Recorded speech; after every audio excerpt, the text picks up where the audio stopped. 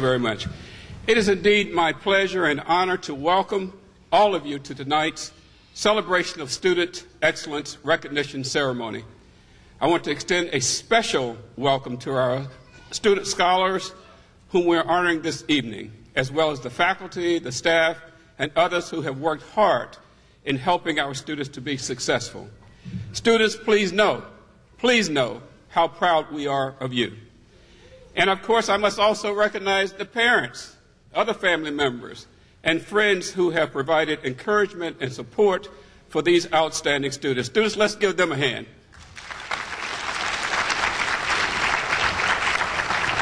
I also want to acknowledge and thank two representatives of one of our partner institutions from West Virginia University, an outstanding university with whom we hope to continue to have important partnerships and collaborations. First, Mr. Charles Morris, who's a special assistant to the president of West Virginia University. Thank you so very much. Thank you. Mr. David Frierson, who is the deputy general counsel at West Virginia University. Thank you. Thank you very much, and please give my regards to my good friend, Dr. Clements, who's the president, formerly at Towson University, by the way. Thank you so very much. I want to acknowledge just a few people. We have with us also Dr. John Wolf, who is the Associate Vice Chancellor for Academic Affairs at the University of Maryland System.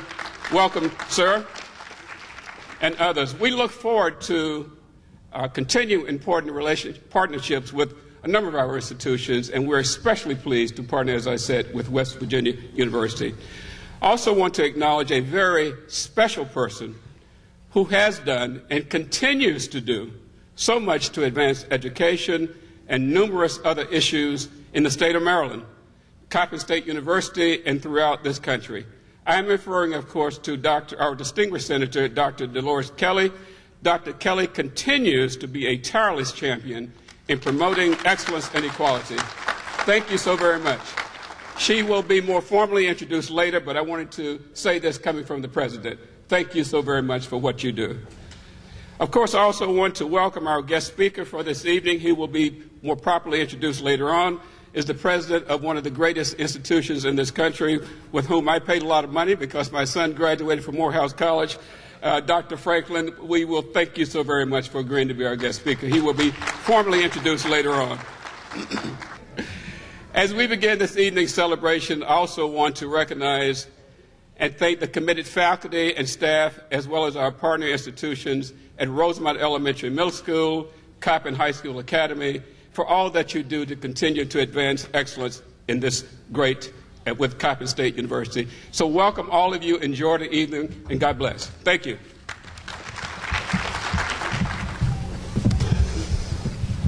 Aristotle once noted that excellence flows from a habituated action.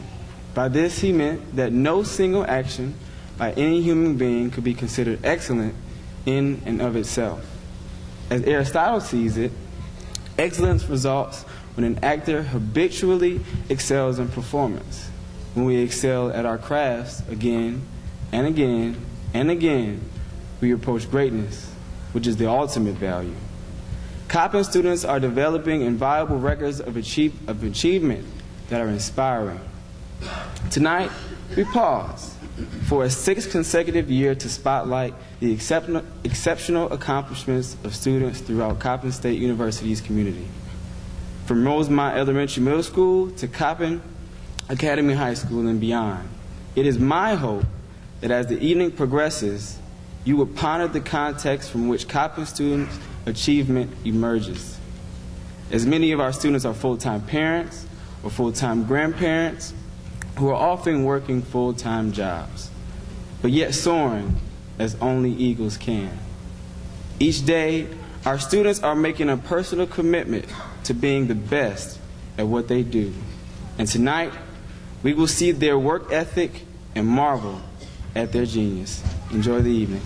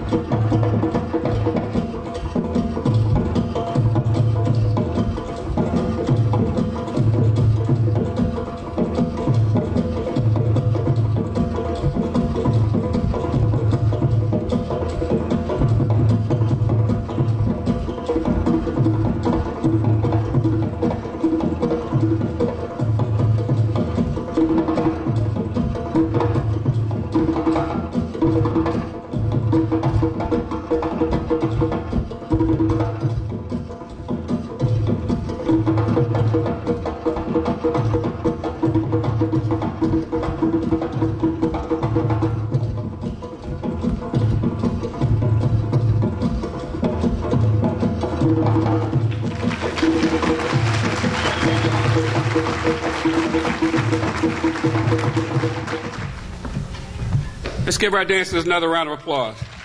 Outstanding. Thank you so much. Thank you so very much.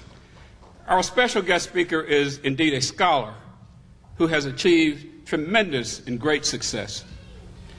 Dr. Robert Michael Franklin is the 10th president of Morehouse College, the nation's largest private four-year liberal arts college for men. And prior to Morehouse, Dr. Franklin was a presidential distinguished professor of social ethics at Emory University. Dr. Franklin graduated Phi Beta Kappa from Morehouse in 1975 with a degree in political science and religion.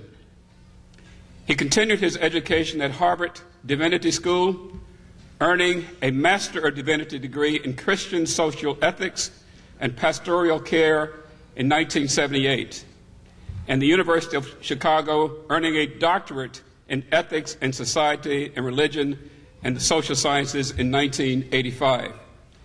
He also undertook international study at the University of Durham in the UK as a 1973 English-speaking Union scholar.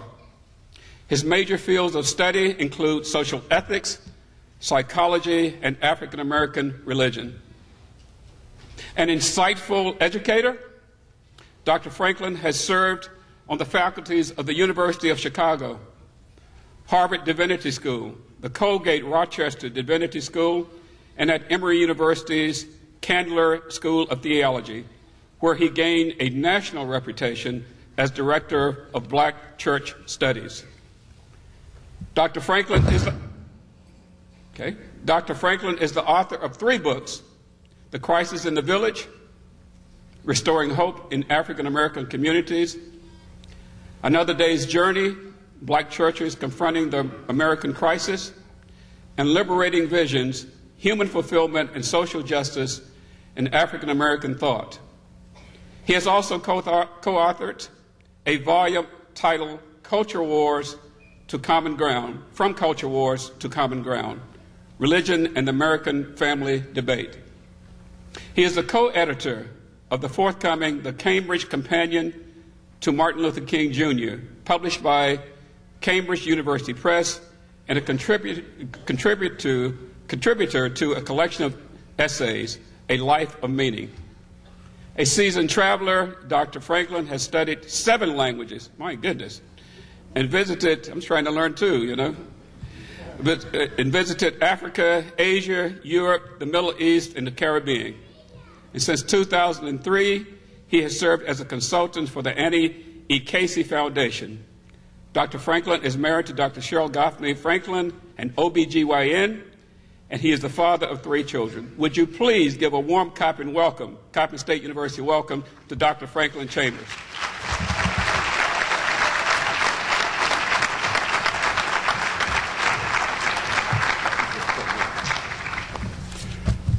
Thank you a great deal, President Avery, for your vision and your leadership, for your many years of friendship. To First Lady Avery, we're all grateful for your commitment to higher education and to inspiring.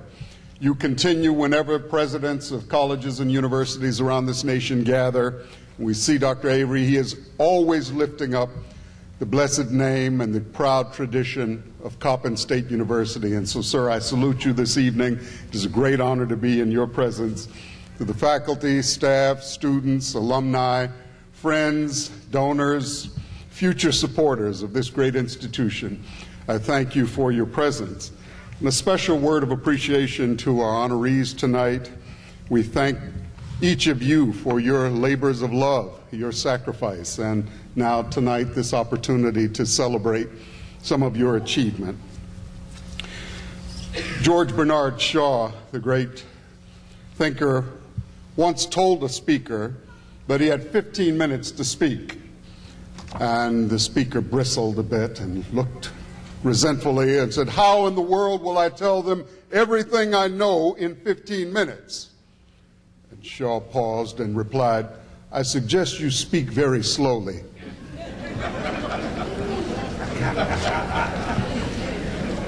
Well, I've been allotted, I think, even less time than that, and I intend to use that time wisely. Let me thank you, Coppin State University, for taking up the challenge of reading a book together. I'm deeply honored and humbled by the fact that it was my most recent text, Crisis in the Village. And you see the general vision there, a concern and a growing impatience with the status quo, a growing impatience with people who talk a lot but do little. And I perceive in the students and the alumni of Coppin State that I meet a commitment to intelligent strategic action. That is something your president talks about when presidents gather around the nation, the need for committed strategic action. And so that really is the focus of my reminder tonight as you engage the text, as we continue our conversations in the future, and as you use the text as a point of dialogue opening and conversation starter with others. I was exceedingly worried about the future of African American families, with declining marriage rates, with young men who are growing up in our community with little interest in committed relationships, with many of our young brothers and sisters who were not at all committed to higher education. The Schott Foundation issued a report. Many of you have seen it, and if you have not, I hope you will Google that, Schott Foundation, S-C-H-O-T-T. Every year, the Schott Foundation for Public Education issues a report on the state of particularly boys and men of color in school. But increasingly, they're focusing on all of our young people. And in 2004, the opening sentence of the report sent a chill up my spine. It read, in quote, "In many communities, 70% of black boys who enroll in 9th grade will not graduate 4 years later with their peers," end quote. 70%, not all communities, but in many. And I understand that Baltimore and Metro Baltimore is one of those communities that has witnessed low rates of graduation. And when we see that phenomena, it means you should be prepared to pay more taxes for the rest of your life. Because ultimately, the burden of subsidizing, of housing, treating, incarcerating, or whatever the public provision will be, will ultimately hit your wallet. And so you really do have an interest, a self-interest, in ensuring that more of our young people succeed and more of them pursue education, as much education as possible. In the text, I open with Marian Wright Edelman's chilling diagnosis. And I just want to remind you of some of the elements that she calls attention to. She says that every 5 seconds during the school day, a black public school student is suspended. Every 5 seconds. Every 46 seconds during the school day, a black high school student drops out. Every minute, a black child is arrested and a black baby is born to an unmarried mother. Every 3 minutes, a black child is born into poverty. Every hour, a black baby dies. Every 4 hours, a black child or youth under 20 dies from an accident. And every 5 hours, one is a homicide victim. And every day, a black young person under 25 dies from HIV infection, and a black child or youth under 20 commits suicide. Then Marian Wright Edelman, that brilliant founder and visionary and leader of the Children's Defense Fund, offers this observation: we must learn to reweave the rich fabric of community for our children and to reinstill the values and sense of purpose our elders and mentors have always embraced. I want you to reflect on that for a moment and think about your life. I've already alluded to when we get it wrong, when our children fail to thrive, you and I will pay more for them. But here's also the moral dimension. That's a self-interest economic argument. It is how we reweave the village that is fragmented and disconnected. What is it that you can do to make a difference? And ultimately, that is the challenge I want to pose to you tonight. As members of the Honor Society, as students, as faculty, as staff and alumni, what is that one thing, that one small thing that you can commit yourself to doing tonight that will make a big impact? Small thing, big impact. And I'd like you to wrestle with that idea. I cannot tell you what that should be, but in your heart of hearts, you know what it is and where it is you can best intervene, whether through direct intervention with young people or through engaging policy or by becoming an educator. But let me suggest that each and every one of us should be on the road to becoming what I'd like to call, standing alongside Paul Robeson and Zora Neale Hurston and W.B. Du Bois, those leaders of the Harlem Renaissance. You and I should become Renaissance women and Renaissance men. At Morehouse, we talk about this in terms of inculcating and embracing 5 wells, W-E-L-L-S. Again, what is the one small thing you can do tonight that perhaps you are currently not doing as you leave this auditorium that will make a big impact from a single set of activities or new habit that today's speaker alluded to, at Aristotle, reminding us of the importance of good habits and habitual action.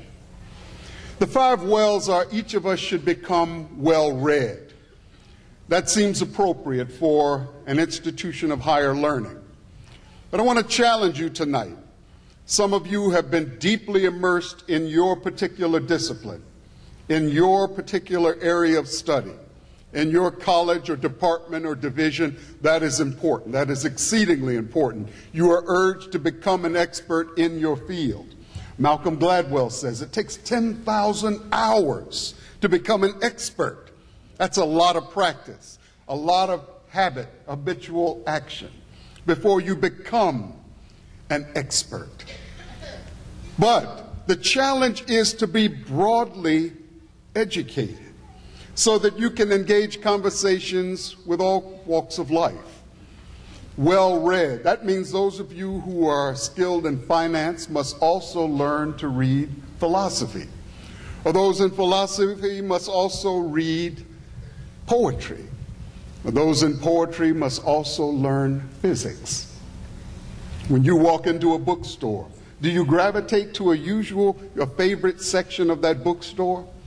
Well, the next time you visit the bookstore, I don't know if there are any bookstores left in these days, but when you do visit a bookstore, I urge you to venture to some new section of that bookstore and pick up a book and explore knowledge and questions and ideas and classics from another field of study. In other words, be well read, broadly read.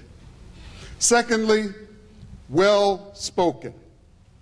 After you have something to say, having become well read, then you should speak. Too many of our students speak before having much to say. And that is a problem in many of our communities. Dr. Avery, I don't know if you have this problem in Baltimore, but we do in Atlanta. I listen to some of the young people in local high schools, and it's all, yo, yo, yo, yo, yo, yo, yo, yo, yo. You know what I'm saying? No, we don't know what you're saying. Articulate, enunciate. And so we should hold one another accountable to speak the language well. I rode over with Interim Provost Collins, and he spoke of being a linguist. And I enjoyed listening to him talk about the power of the well-spoken word. That's why W.B. Du Bois, as the jobs were being carved up in the NAACP in 1909, and a certain group would engage in lobbying and another group in legislation, but Du Bois said, I want to edit the magazine. Because Du Bois knew the power of controlling the word. And we must all be expert and skilled in our words, in standing by our words, but also having something to say and saying it well, saying it with impact. Third, well-read, well-spoken, well-traveled. How many of you have ventured far from your familiar shore? Then perhaps the one small thing that will have the big impact for you is to call a travel agent next week. Is to go online tonight and find that place. Some of you have never visited the motherland of Africa. What's holding you back? Make your plans, plot your journey, work the extra job to pay for that ticket, yes. But begin to think about yourself as a globalist, as a woman or man of the world. That is part of the power of Martin Luther King Jr., who said, I am a stranger to no conversation. I am at home in every community. I am a world citizen. And you must be, all of us must become, particularly in this post-9/11 era, all Americans are challenged to learn more of the world. We are grateful for President Obama's extraordinary example of reaching out to the world and expressing a newly expressed interest in our listening before we teach and speak and proclaim to the rest of the world. Well-read, well-spoken, well-traveled. Fourth, this may be a little touchy, but well-dressed.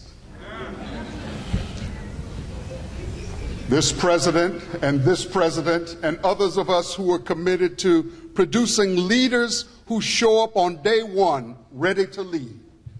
That's what I'm holding you accountable for, Coppin State University, producing leaders ready to lead on day one. And that means you don't arrive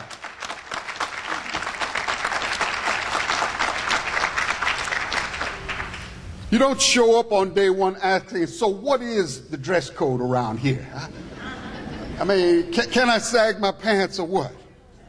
No, you show up prepared as a professional and ready to comport yourself in a way that people say, you know, he is someone special. I'm ready to give him the keys to the corner office. But you have to look the part because they see you coming before they hear your brilliant conversation. And so let's get it together.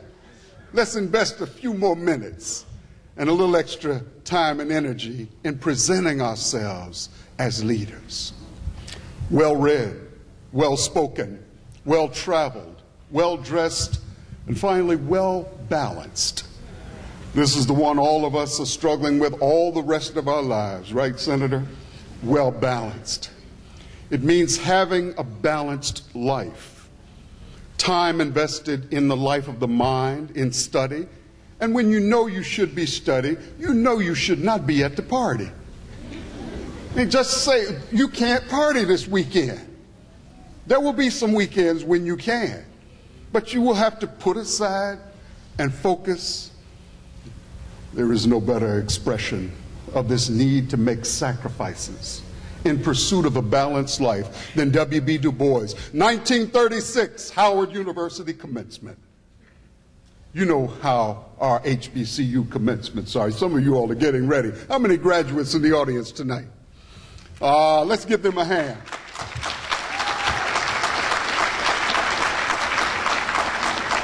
And there's something about commencement in our community.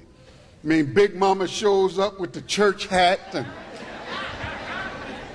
everybody's there, and everybody is important, and they're so proud of you and your achievement. They feel like you couldn't have done this without them. And so often that is the case. But Du Bois said these words at a commencement ceremony where everyone was so proud, full of themselves, and justly proud of the achievements of the day. He said, in order to increase the massive satisfaction for our people and all people, someone must sacrifice something of his own happiness. This is a duty only to those who recognize it as a duty. It is silly to tell intelligent human beings, be good and you will be happy. The truth is today, be good, be decent, be honorable and self-sacrificing, and you will not always be happy. You will often be desperately unhappy. You may even be crucified, dead, and buried. And the third day you will be just as dead as the first. But, Du Bois continues, but with the death of your happiness, isn't that an extraordinary phrase? With the death of your happiness may easily come increased happiness and satisfaction and fulfillment for others, strangers, unborn babes, uncreated worlds. If that is not sufficient incentive, never try it. Live like hogs, end quote. That was a sober challenge that Du Bois issued to the graduates that gathered that day, to make sacrifices, and in pursuit of a well-balanced life, to be thoughtful and deliberate about how you allocate your time for study and for play, for service and for rest, for worship and for peace and meditation and renewal, time with children and time with elders, time with those who are sick and time with those who are well.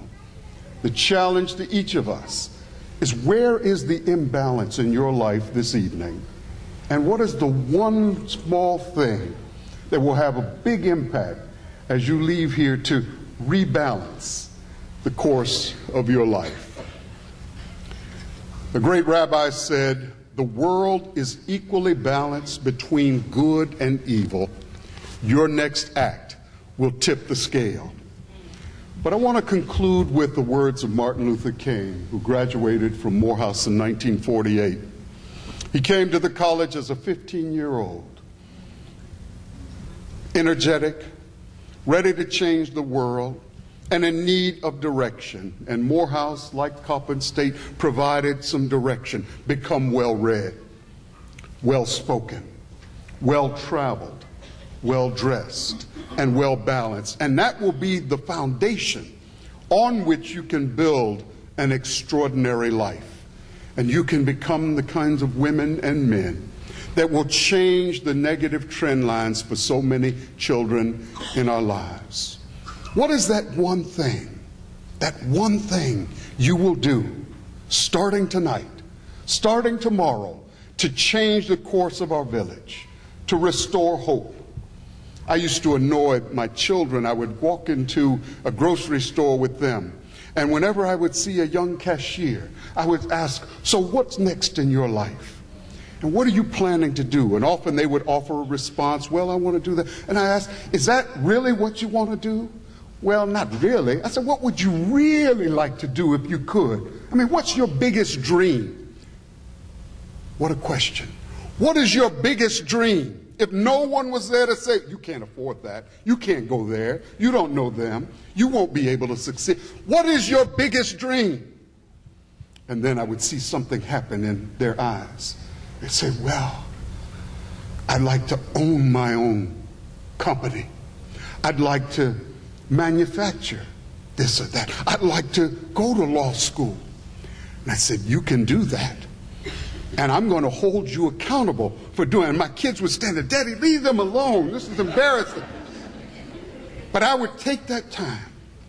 And then the other thing I would do, in addition to asking your biggest dream question, I would also ask, so what were you doing a year ago now? He said, well, I never thought about that. Well, last year I was a junior in high school.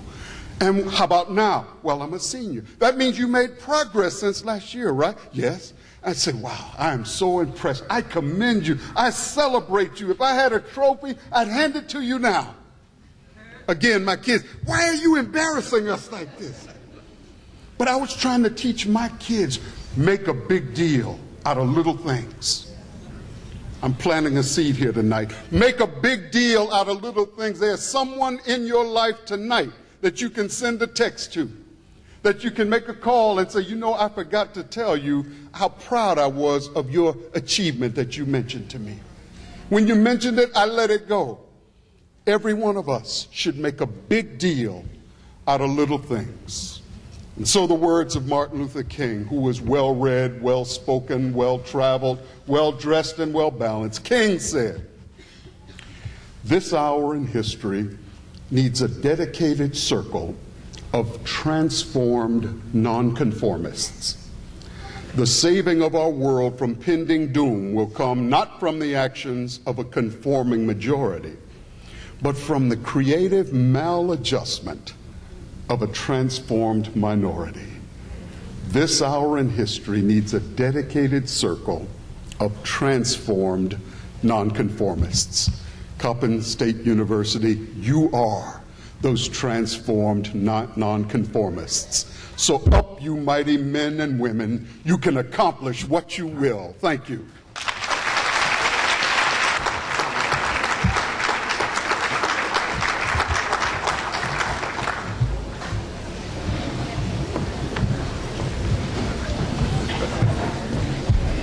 What a wonderful presentation.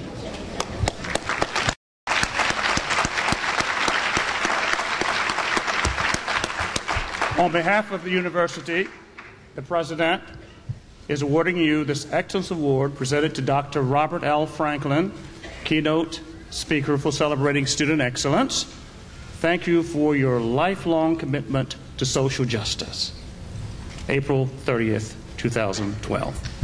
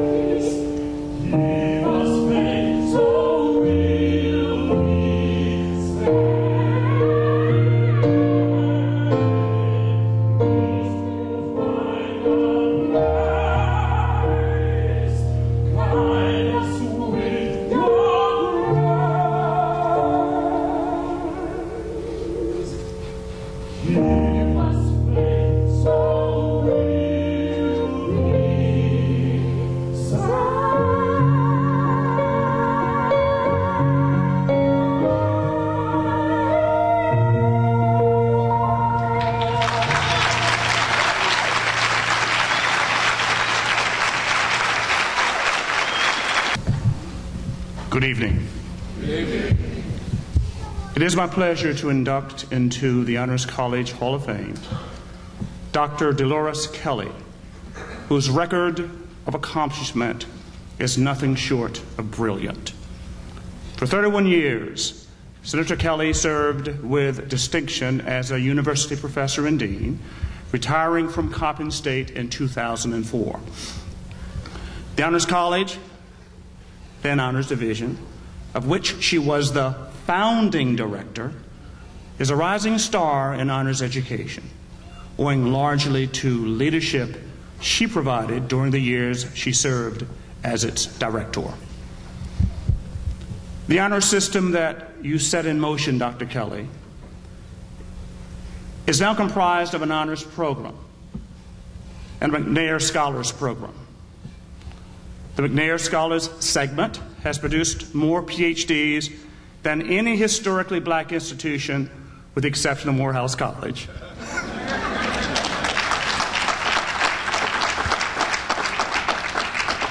Coppin McNair holds the distinction of being granted the highest level of funding of any historically black institution in the nation, and among majority institutions is ranked 17th of 228 such programs.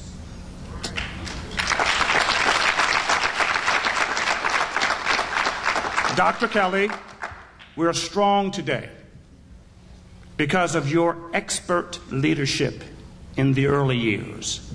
For that, we pause this evening to recognize you as a giant in our college, and we pause to bestow upon you our highest achievement medal, the Honors College Hall of Fame Inductee Award. Please come forward.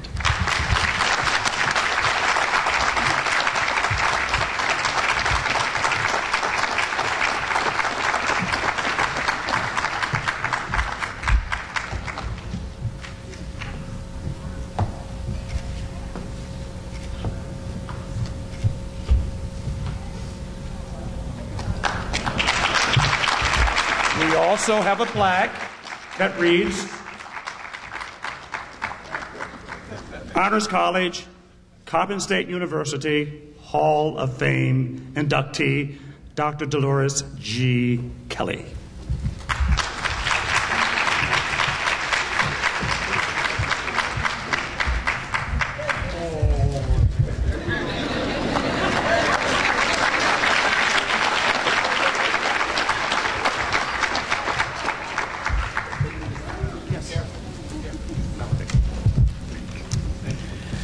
Good evening.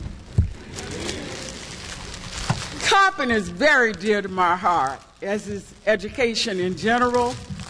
And although I have left these hallowed halls on a regular basis, I'm representing you on the Education Commission of the States and here in Maryland on the Governor's Council on Educator Effectiveness. Dr. Avery has even given me a special assignment as one of the members of the Board of Visitors, and I talk a lot. I hope I'm well-spoken, Dr. Franklin, but lots of ideas keep coming. And when the young man who began the program tonight mentioned what Aristotle said and did, it reminded me that as an undergraduate in philosophy at Virginia State College and a graduate in 1956, my nickname was Aristotle. So I feel right at home. I won't take long because we need to pay more attention tonight to those of you who are launching your careers and who are going to follow all those 5 wells and ending with well balance. But I would like to say that in the time since I left you and began to work in the State General Assembly, that 121 laws on the book are there because of work that I've been proud to achieve. So, in fact, Dr. John Wolfe in the audience tonight was an American Council on Education fellow with me back in 82, 83. I'm remembering. I have such fond memories of this place. I hope God will allow me to stick around a little bit longer to do more to make sure that Coppin gets all of the resources that it should have, and that my little light can shine and perhaps make a difference for some other young person, since I'm now a very old person, who is looking to find his or her way. Thank you so much for this honor.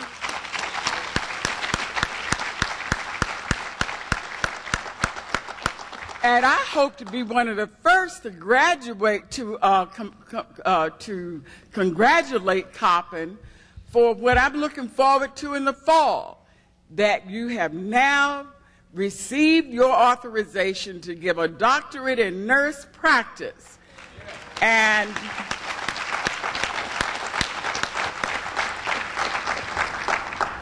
I am always buoyed by the fact that on the state nursing board exams, Coppin has the best scores in this state, better than,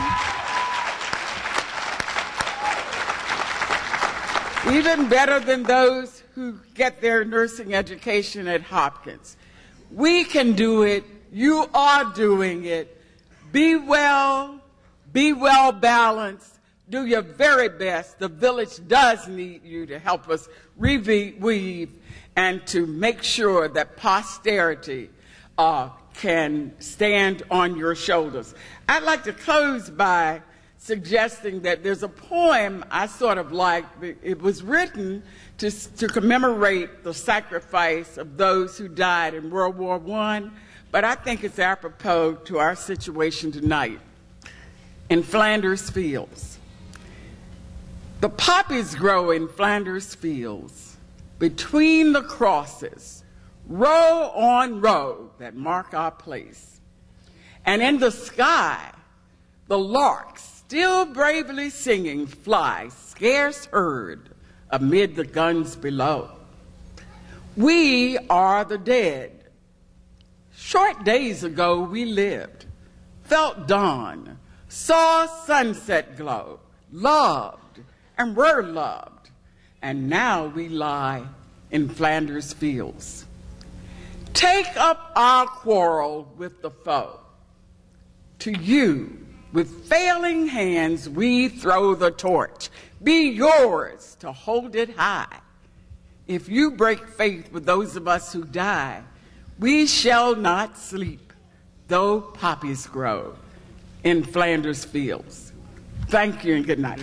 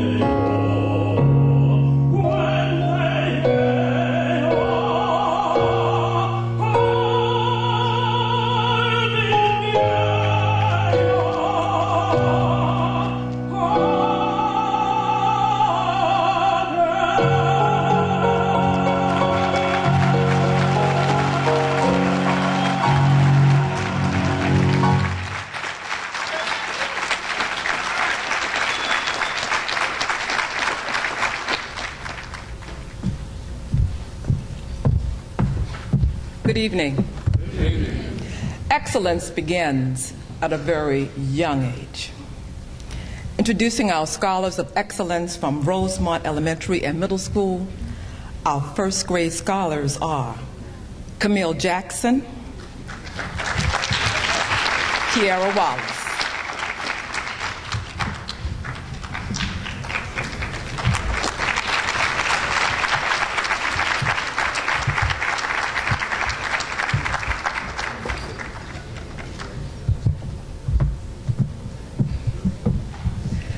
Our second grade scholars are Acacia Bryant and Crystal Felician.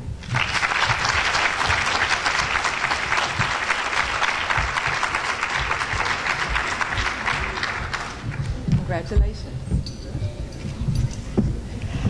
Our third grade recipients are Dakota Alim and Makaya Peterson.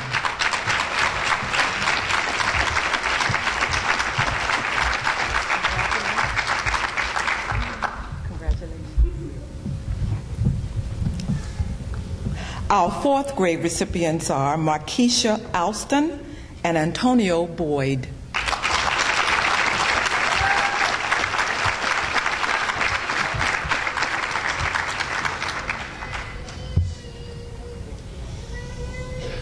And get ready for that doctorate degree when you get that, okay? Congratulations. Our sixth grade scholar is Christia Bostick and Devon Howard.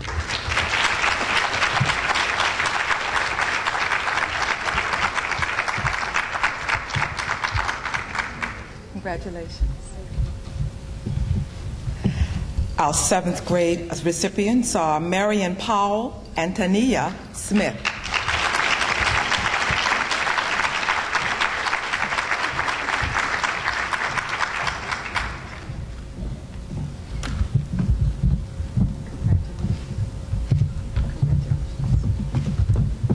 And our eighth grade scholars are Kayla Jackson and Nigel Williams.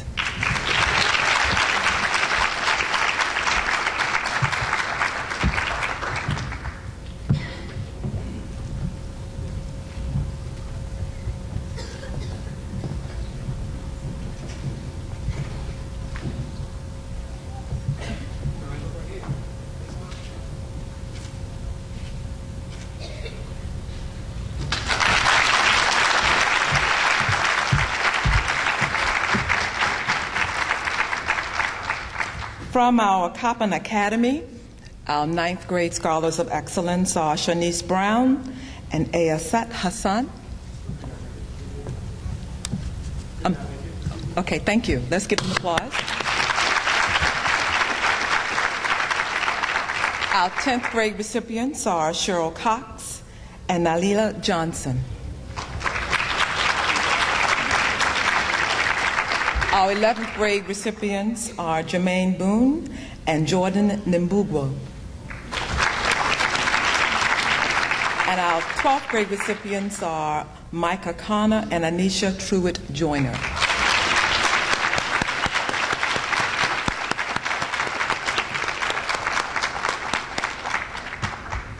Congratulations. Congratulations.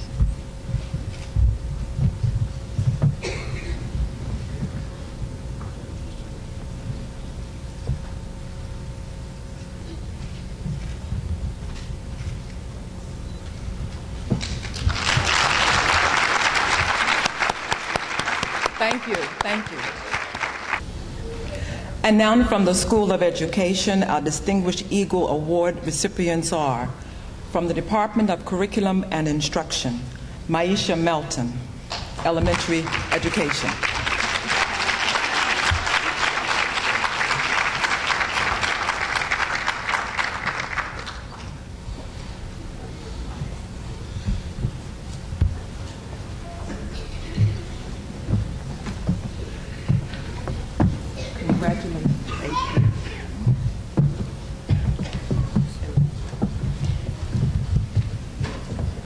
Oh, okay.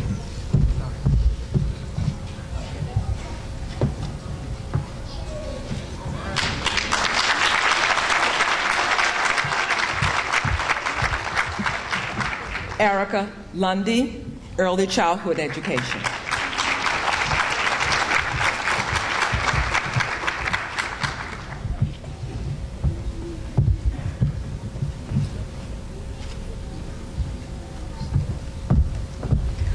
From the Department of Health and Human Performance, Janice Anthony, Dance.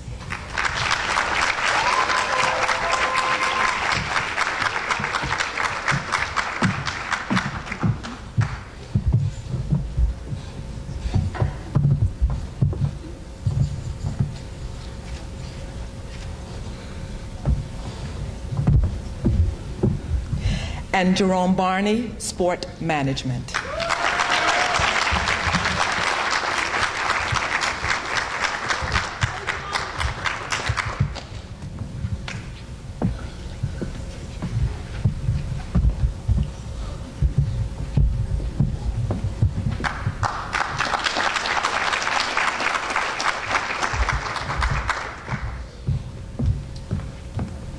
From the School of Education. Thank you.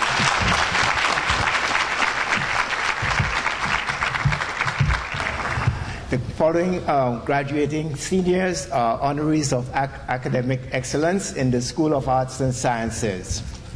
In the mathematics and computer science, Mr. Mobolaji Akinfulu, computer science.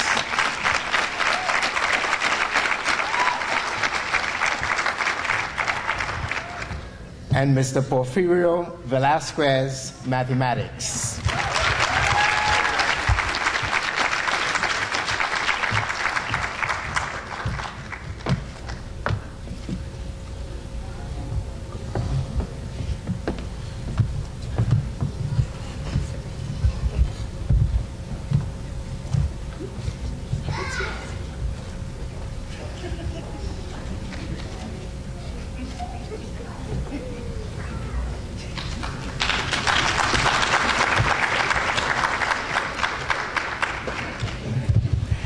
In humanities, Ms. Lauren Thomas, English.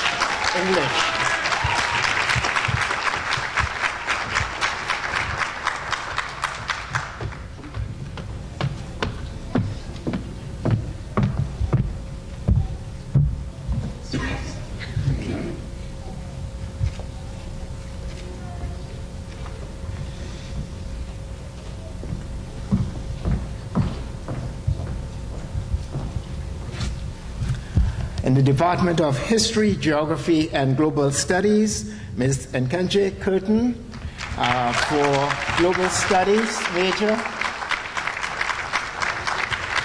and Ms. Judith Barrera, major History.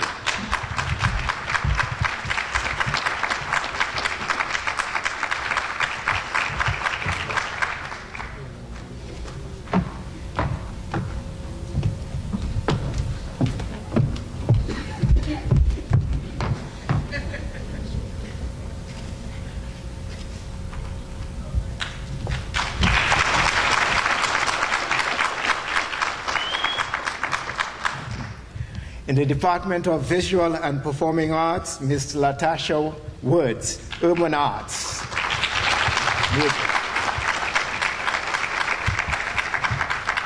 Okay. And in the Department of Natural Sciences, Ms. Caroline Kilemi, major Biology.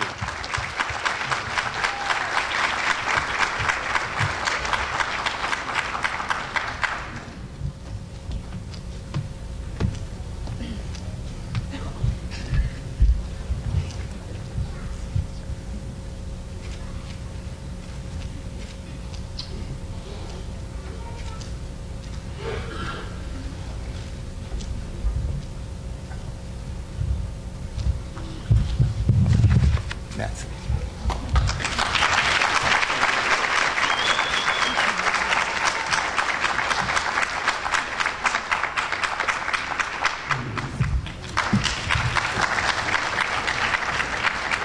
On behalf of the School of Business, please join me in congratulating Mr. Quincy Darko, our ranking senior.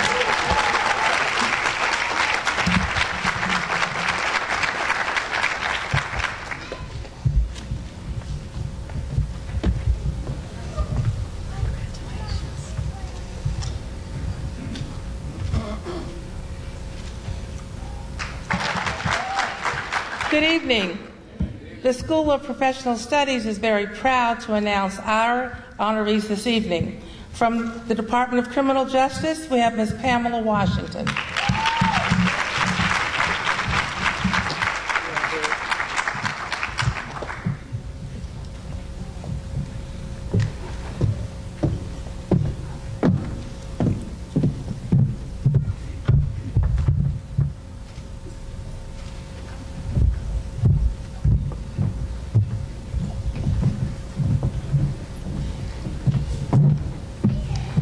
From the Department of Interdisciplinary Studies, we have Ms. Shayla Smith.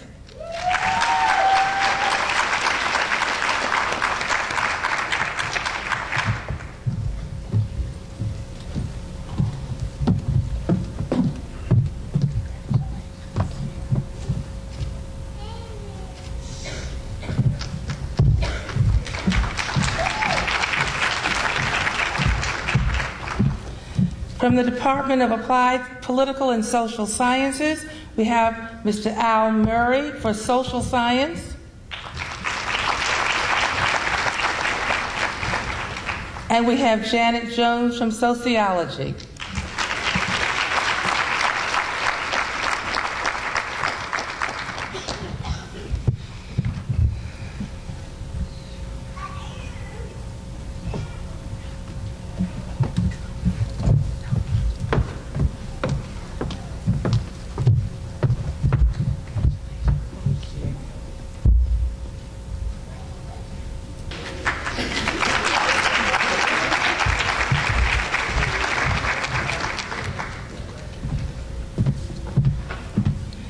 And from the Department of Social Work, we have Adekite Oyefeso.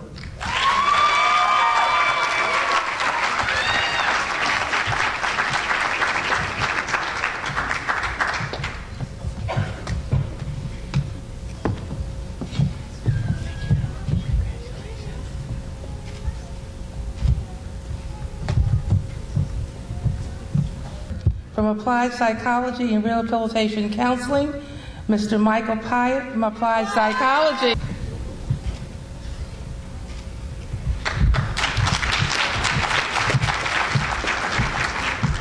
And from Rehabilitation Services, Annetta Williams.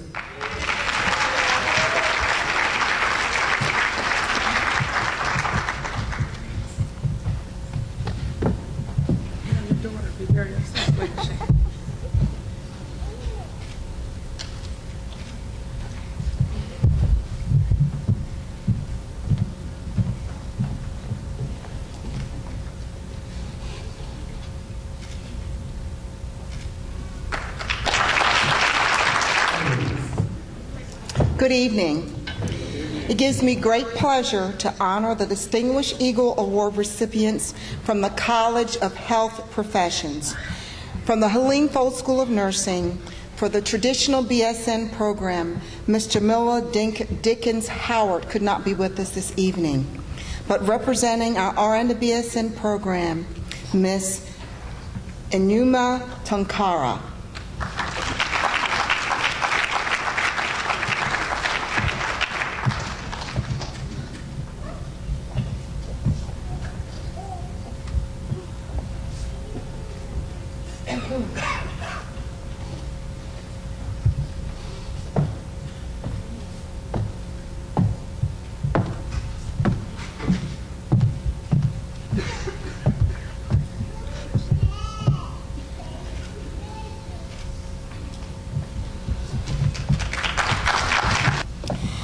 And for the School of Allied Health, Health Information Management, Ms. Lakeisha Cromwell.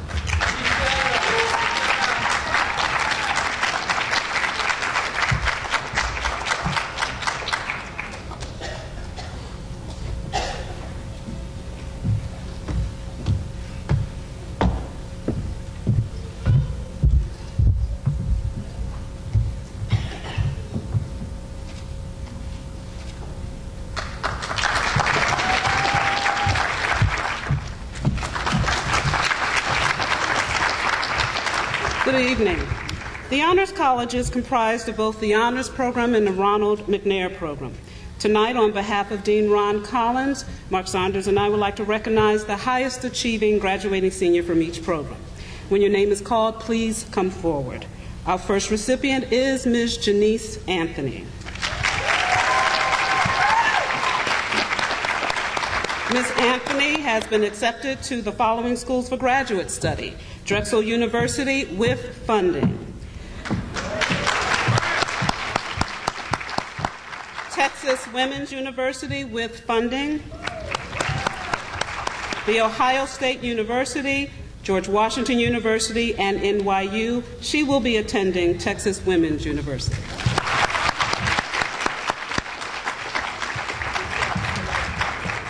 Our next awardee has been accepted into the PhD program in clinical psychology at Columbia University, Ms. Sharon Spriggs.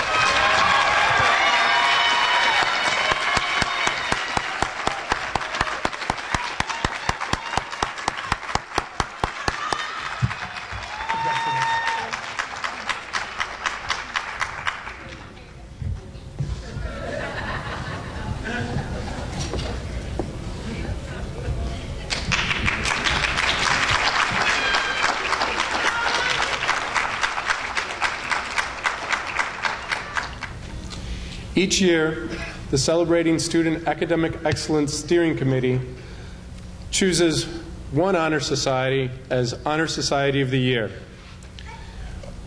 We would like to recognize this honor society for their contributions to the intellectual life of the campus and for their exceptional service to the community.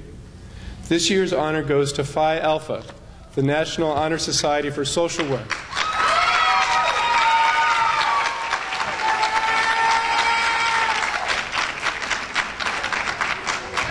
Can Dr. Shirley Newton-Guest please come forward to receive the award?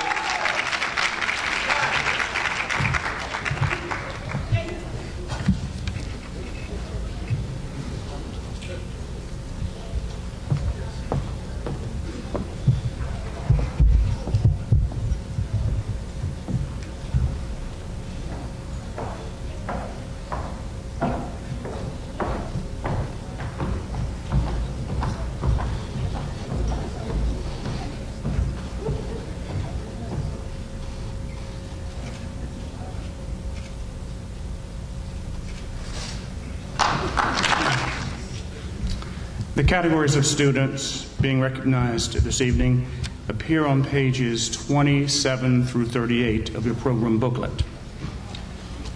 Please stand as I recognize the category to which you belong.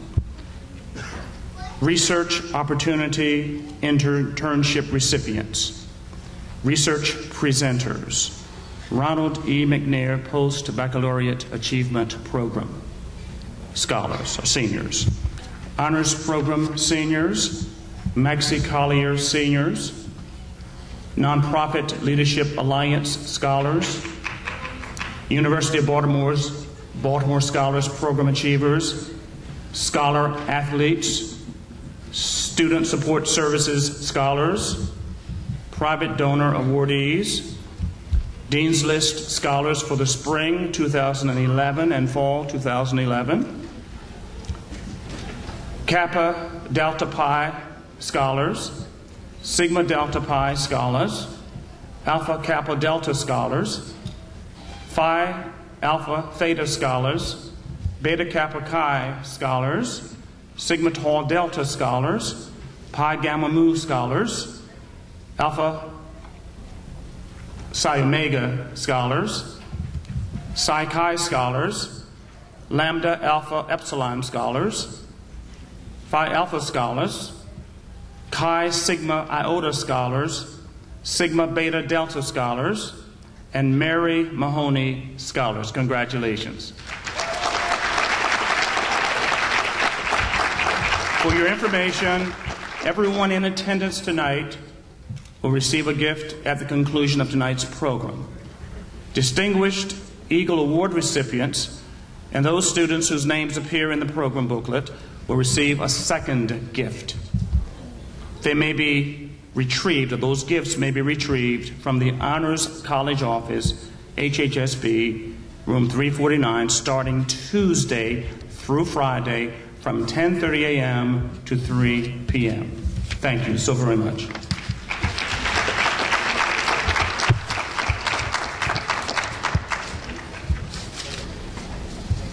Well, we have truly been honored this evening by so many talented individuals. For the record, this excellence observance began 6 years ago when then Provost Sadie Gregory charged me with chairing a committee that would create the design contours for a campus celebration of student achievement, such as the one we are experiencing this evening. From the start, Rector Deshelle Forbes, Mark Saunders, and I have co-chaired this event and have been assisted by an able committee whose names appear on page 47. Please give them a round of applause. Thank you, Dr. Avery, Dean Gregory, Rector Forbes, Mark Saunders, and all who have supported this initiative over the past several years. This evening we have been moved by President Franklin's empowering thoughts on how to build strong communities. We have been charged up by the musical genius of Broadway organization Pumilise Sojola. Impressed by the contributions that Dr. Dolores Kelly has made in the early years to ensure that the Honors College agenda would indeed thrive. And indeed, we have been awe-inspired by the tenacity of our students who continually set high watermarks of excellence in every academic discipline and in every professional arena. Stay tuned. This tradition continues. On Monday, April the 29th, 2013, when we, as T.S. Eliot says, will not cease from exploration, and at the end of all of our exploring will be to arrive where we started and know the place for the first time. We will then confirm once again what we have always known, that human capacity is endless, that the human spirit has no assigned expiration date, and that our communities, when healthy, can ride out any storm, overcome any challenge, and move a people toward greatness. Thank you. And now, ladies and gentlemen, please stand and join in singing the Coppin State University alma mater, being led by Ms. Ruby Weston and accompanied by on the piano by Professor Charles